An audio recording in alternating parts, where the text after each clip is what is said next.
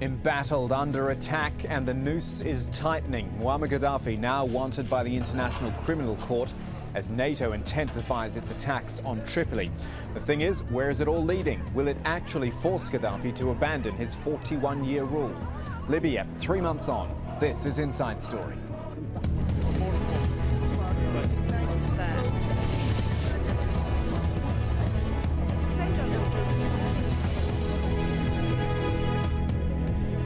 Hello, I'm Kamahl Santamaria. So after 3 months of conflict and popular protests in Libya, you could say one of two things, and they'd both be right. One, that international pressure on Muammar Gaddafi is mounting, and with increased NATO airstrikes and ICC arrest warrants now in the frame, that's certainly true. But equally, you could say this conflict is looking entirely open-ended, and that all this international pressure is not really making a difference. We're going to look at both these elements on today's Inside Story, the arrest warrants and the airstrikes, and exactly what they're achieving. We will start at the International Criminal Court, where Chief Prosecutor Luis Moreno Ocampo has requested arrest warrants to be issued for Colonel Gadaffi, also one of his sons, and Libya's spy chief. They're wanted for the killing of thousands of Libyans. The evidence shows that Muammar Gaddafi personally ordered attacks on unarmed Libyan civilians. His forces attacked Libyan civilians in their home and in the public space, shot demonstrators with live ammunition, used heavy weaponry against participants in funeral processions, and placed snipers to kill those leaving mosques after the prayers.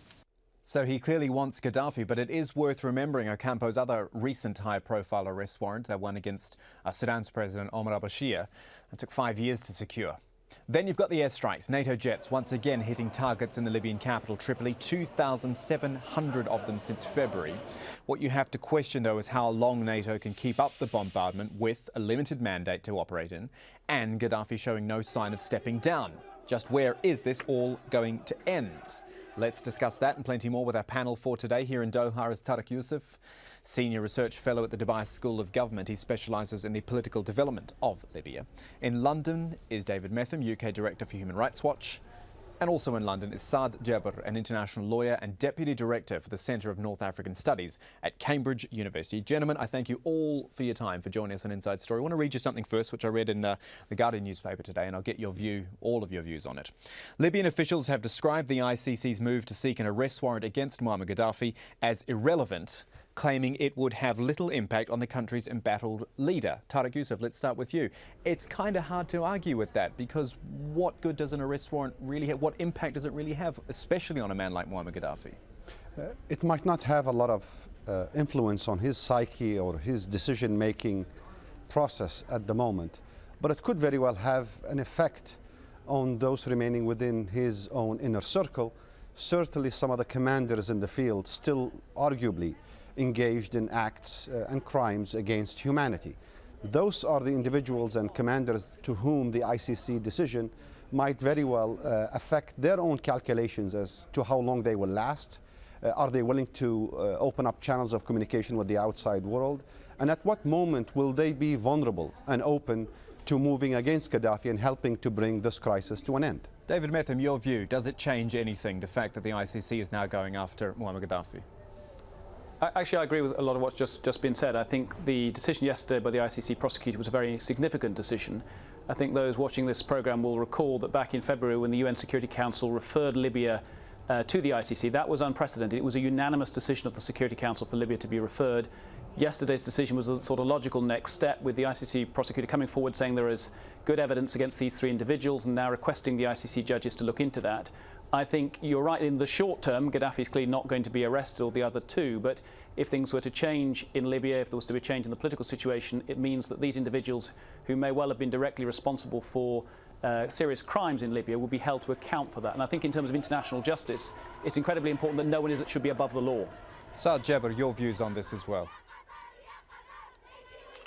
I think in theory, maybe what the Libyans are saying is correct, but in reality and law, I think this is the last chance for Gaddafi to allow the diplomatic machine to be unleashed, especially by those governments and leading figures and organizations who have not been hostile to him, to provide him with a way out or an exit, honorable exit for him to leave. And the more he leaves that watch to tick, or the clock to tick away, the minutes, the seconds and the hours, the more he will find himself with no escape. And I think this is a golden opportunity for him to negotiate a way out which would allow him to have a safe or passage or free passage, and maybe immunity from prosecution if he does that quickly and very quickly. And this decision, in conjunction with the military action against him, which is intensifying, and Gaddafi, not many people would like to be connected with him in the future, including some neighboring countries who have been supporting him, who have been promoting the idea that Al-Qaeda would be the alternative. I think they have to think again and try to convince him to leave, and leave soon. Let me stay with you, Saad, just for the next question, because something else the Libyan Deputy Foreign Minister said is that the ICC actually has no jurisdiction over Libya because Libya didn't sign up to the Rome Statute, the agreement, and is not part of it.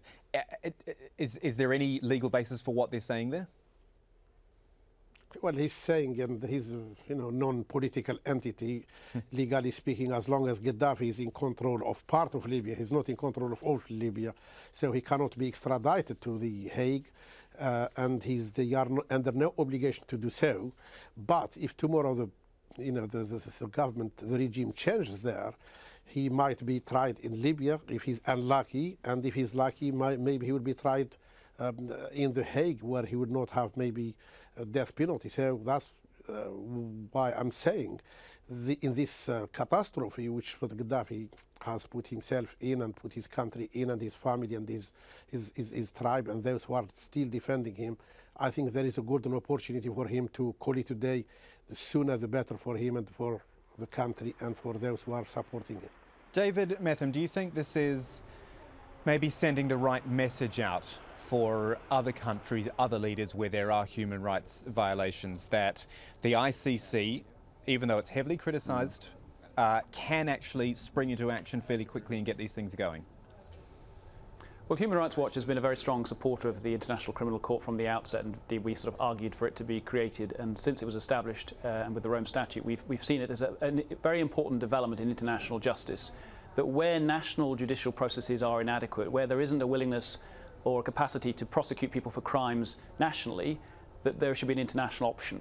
And I think we've seen that in the Balkans. We saw it in the case of Omar Bashir in Sudan, and now we're seeing it here in the case of Libya. And I think it is important and significant that crime should not go unpunished, and whoever is the perpetrator of those crimes, we should be consistent. And I think the allegation of selectivity is an important one to respond to, because we need to be consistent about human rights abuses wherever they are occurring, but there needs to be a plan to bring people who commit crimes to justice. And that's why I think the ICC's role is so important. You say unpunished, though. The numbers as I have them, 14 arrest warrants put out by the ICC, only 5 people in custody, the remainder still at large. So you have to wonder how effective the punishing is. Yeah, you're right. You're right. The process has been slower than many of us would have wanted, and I think there are issues around capacity and resource. But obviously there's also a question of political will, because one of the things that sometimes stands in the way of speeding up that process or bringing people guilty of war crimes to justice is the unwillingness of some members of the international system to actually back up those words with action. And what we want is a more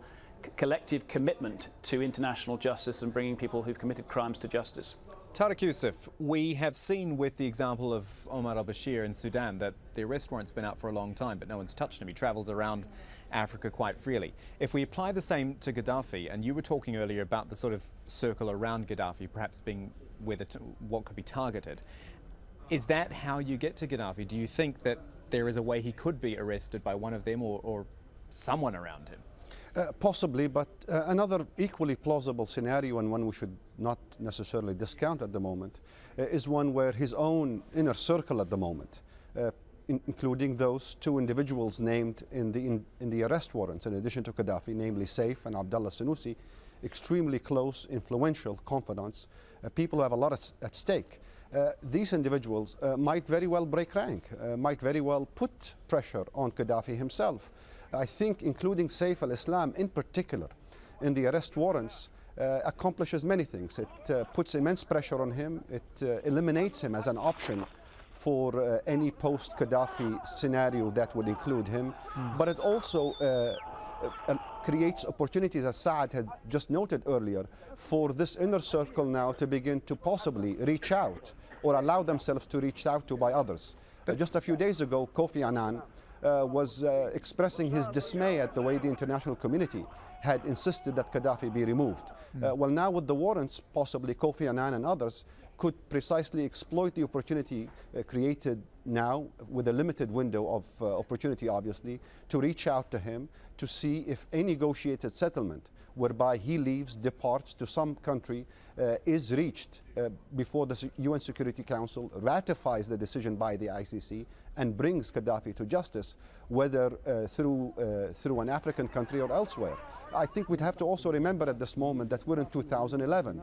There is a new context in the Arab world for dealing with dictators, and Gaddafi in particular is on top of the list of individuals who people want to remove, Libyans and others. Gentlemen, let's just pause for a moment before we continue this discussion, because I want to move to the issue of NATO, the airstrikes, which we mentioned earlier, what they're actually achieving. I said this at the start of the program, you could easily argue that they're not doing much, or that this is simply the nature of this battle and particularly of this mandate. Before we carry on, excuse me, let's take in this report from Lawrence Lee, who is in Sicily, from where the NATO planes are taking off. Have a listen. From across Sigonella Air Base in Sicily, the tail of the F-16 sticks up like the fin of a shark. Like them or not, you can't fail to be impressed by their power. Since assuming control, NATO has flown more than 6,000 sorties like this, and still it isn't over. As much as NATO wants to try to define the terms of its mission in Libya, any audit of its performance so far must leave room for uncertainty. Exactly how long all this might last for? What exactly constitutes a threat to civilians inside Libya? Is Gaddafi himself a target? All of these things are still open to interpretation, simply because the member states of NATO have found it impossible to speak with one voice. At Sigonella, there are currently 8 countries represented. As well as the United States and Italy, there's France, Turkey, Sweden, the UAE, Denmark and Canada. They're in a peculiar situation. Their political leaders may have very different positions on Libya, yet here they all are trying to work together. From the buildup that we've had over the last 3 months to the currently about 50 aircraft we have operating from here at NES Sigonella, to watch the coalition work together to resolve common differences and common problems has been quite amazing to watch, actually. So the skies over Sicily are thick with planes. Before the Arab awakening happened, NATO was saying it might find a role for itself policing cybercrime, and yet here it is back in its traditional role as policeman of the West.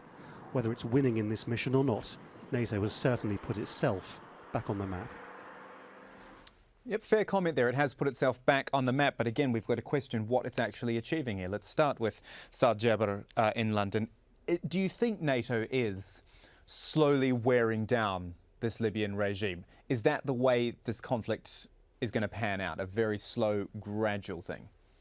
I think it had to be that way. It has to be gradual, and they have some difficulties in targeting, the sites and so on. And I think they are doing very well in stopping tanks and other heavy vehicles, artillery and so on, moving firstly to Benghazi and the eastern parts, which have so far been freed or liberated from any flights to attack those Benghazi, Baida and others. Where they haven't moved very fast, I believe, was in Misrata, where they should have really done something and acted very quickly in order to break the siege, and the same thing in the western part of Libya. I think Gaddafi, from the beginning, he wished to make sure that if he couldn't control the eastern part, which seceded very quickly in the early rebellion or revolution, he wanted to make sure that he could control the west of Libya.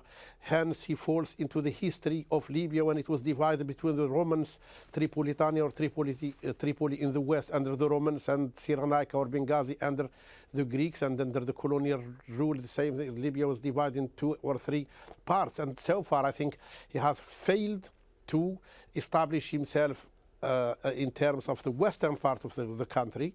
He is only controlling Tripoli and the central part of where he came from, which is Sirte and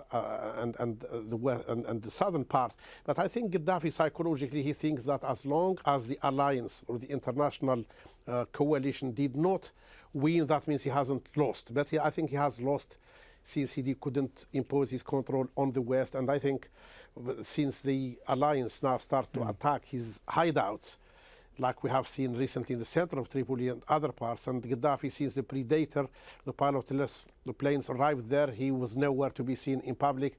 That was a big psychological blow to him. I think the challenge now for Gaddafi. Sorry, Saad, I want to make, before you go on, I want to pick up on a point which you said. You said as long as the coalition isn't winning. I think it's very important, though, that we come back to the mandate, and I'm actually going to put this to David Metham in London there. The mandate, as you will know very well from Human Rights Watch, is to protect the Libyan civilian population. What is going on now is surely starting to stretch that mandate, or blur the lines at least. Well, I think you're right. I mean, certainly Human Rights Watch would argue that all the parties to this conflict, whether it be the opposition forces, Gaddafi's forces, or the international NATO forces that are operating in Libya, should operate within the terms of international humanitarian law, and certainly the international forces should operate in a way that's consistent with those UN resolutions, and it would be inappropriate, for example, to go beyond that. I mean, interestingly, in the last couple of days there's been a lot of discussion about whether the range of targets that are seen as permissible targets by the NATO forces should be enlarged. We've got some concerns about that. I think once you start hitting infrastructure or public facilities like the electricity supply or the water supply, that's going to have a very serious impact on civilians. So we will be very concerned that NATO doesn't move ahead and broaden the range of targets in a way that will be detrimental to the humanitarian concerns of ordinary Libyans, which ought to be paramount in terms of our concern. And just quickly, David, the rebels themselves, I mean, we tend to sort of lose focus on what they might be doing because there are accusations of rights violations on their side as well. Yeah, and I think there have been some instances of that. I mean, our job as an independent human rights organisation is to objectively look at all the parties to the conflict and hold all of them to account, and that's what we're trying to do. We're not, we're unbiased, we're impartial in the way that we do that. I think it's fair to say, nevertheless, there have been fewer instances of that on the opposition side, and significant examples of crimes and indiscriminate attacks on the part of Gaddafi's forces. I mean, certainly our researchers on the ground in and around Misrata have seen consistent shelling over weeks of that city. The port of Misrata was attacked just the other day. This is having a serious impact on civilians. Many, many civilians are dying as a result of that, and that worries us greatly. Tarik Youssef, because of the ill feeling, and I think I can use that word quite easily, the ill feeling towards Colonel Gaddafi, international ill feeling, is anyone actually going to jump up and call NATO if and when it does really breach the mandate? I mean, is David Cameron or Barack Obama or Nicolas Sarkozy going to jump up and say, look, stop that, when they ultimately want Gaddafi gone? None of the leaders possibly you've mentioned would do that, but the Germans and the Russians and the Chinese and the Turks and a host of other countries have expressed at moments their dismay or their reservation regarding the course of military activities. I would note the following also. I think NATO or the Western coalition and their Arab members could have inflicted much more devastation on Gaddafi's forces, on the infrastructure, on all the possible potential suspect centers of control and command within Tripoli in the last few months. They didn't.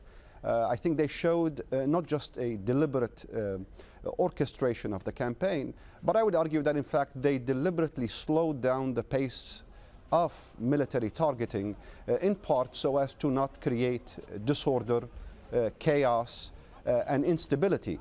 After all, that was, I think, a fresh lesson in the minds of every country in the coalition from Iraq. Everybody wanted to avoid it, and perhaps setting the stage for the orderly exit of Gaddafi and the emergence of a new transition government in Libya went hand in hand with a much slower, deliberate and carefully targeted pace of NATO bombings. Saad, Djebbar, your legal opinion again, if I can get that, on the mandate. Who polices it? And then, I mean, it is a United Nations Security Council resolution. However, as we've just been talking about, who's going to jump in there and stop NATO if NATO needs to be stopped?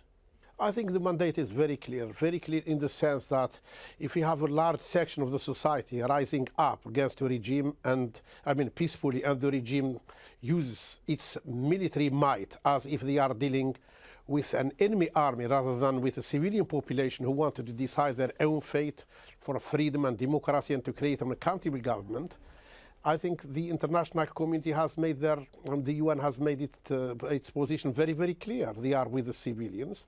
Because imagine Gaddafi, I mean, if without the international intervention, imagine if he unleashed that machine on Benghazi.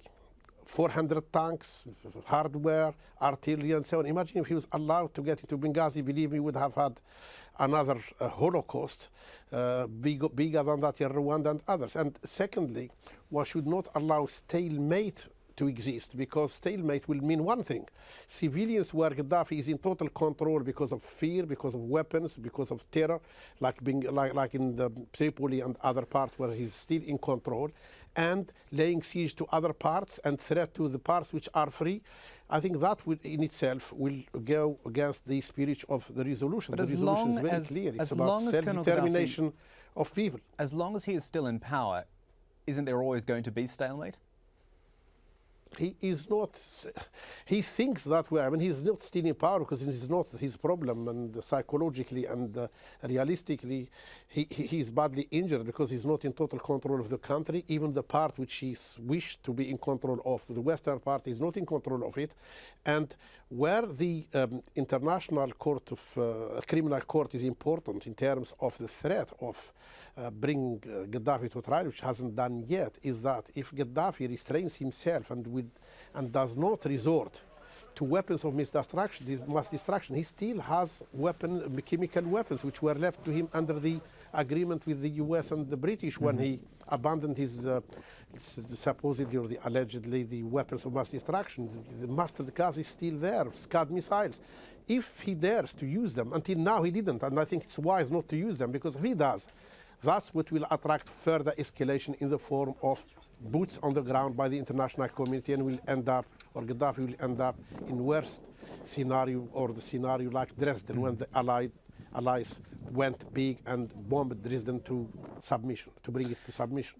Gentlemen, we are starting to run down the clock here. I'm going to go back to Tarik Youssef in Doha for one particular reason, and Tarik and I actually talked about this before the show because we are both here in Doha, and that's the fact, Tarik, you'll remember you and I were on air on the news on Al Jazeera when all this started.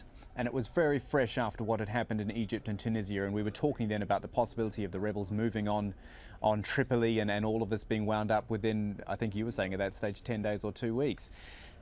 Were the expectations for Libya just too high in the end, and that it is a very different sort of situation to what we've seen in other parts of the Arab world? I would say that is exactly right. I think it's also the case that the rebels who had managed to liberate the city of Benghazi and Ijdabiya and much of the eastern part of Libya couldn't put together their capabilities, their limited technical know-how, didn't demonstrate the sort of command and control structures that would allow them to, one, win the trust and the confidence of the outside powers, and two, be able to march across the western part of Libya, traveling across vast distances and displaying a kind of coherence and cohesion. That is precisely the reason why, in my view, the slowdown of military attacks by NATO may have been partly done to give the rebels and to give others who are fighting Gaddafi in many other parts of Libya a chance to regroup, retrain, display the kind of discipline and organization and even political skills that will make them credible, not just fighters, but also credible partners in the future of Libya. David Metham, I'll just get a final word from you, perhaps from a human rights perspective. Where did you think, as we were talking about 3 months ago, Tarik and I, did you think we'd be looking at this human rights situation 3 months down the track? Yeah. Well, I think the honest answer is that none of us quite know how long this will take and what form, how this conflict is going to unfold. I think there are two things which are interesting. One is that when we're talking about how the conflict has progressed over the last couple of weeks, it's important to remember the severity of the threat that was posed to Benghazi. I wouldn't understate how significant that threat was, and certainly Human Rights Watch's people on the ground were very clear that Gaddafi had the ammunition and the equipment there to have caused lots of civilian casualties in Benghazi. And I think the other thing we haven't talked about, which I think is also part of the equation here, is there are now pretty comprehensive sanctions against Colonel Gaddafi's regime, which I think may well have an impact, particularly in relation to oil sanctions, in terms of the calculations of the people around the regime. I think that may well mean that at some point some of the people in that regime will make different decisions about how they want to move this forward. Okay, folks, why don't we get it together in another month or two and see where this discussion is going then. My thanks to all of you. Tarik Youssef's there in Doha, also David Metham in London and Saad Djebbar in London as well. Thank you, gentlemen. And thank you, our viewers, for joining us for Inside Story. Send in your comments and suggestions, won't you? Our email address at the bottom of your screen, insidestory@aljazeera.net. From the whole team, it's goodbye for now.